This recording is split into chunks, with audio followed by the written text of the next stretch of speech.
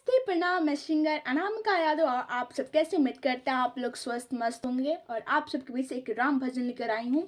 तो देर ना करते हुए आप सबके बीच में सुनाती हूँ। मेरी झोपड़ी के भाग आज खुल जाएंगे, राम आएंगे। मेरे झोपड़ी के भाग आज खुल जाएंगे, राम आएंगे। राम आएंगे, आएंगे, राम आएंगे। राम आएंगे, आएंगे, राम आएंगे। मेरे झोपड़ी के भाग आज खुल जाएंगे, राम आएंगे।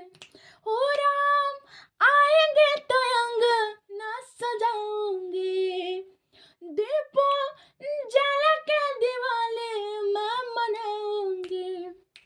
ओ राम आएंगे तो अंगना सजाऊंगी, दीपो जला के दिवाली मैं मनाऊंगी। मेरे जन्मों के सारे पाप मिट जाएंगे, राम आएंगे। मेरे झोपड़ी के भाग आज खुल जाएंगे, राम आएंगे। धन्यवाद, धन्यवाद, धन्यवाद।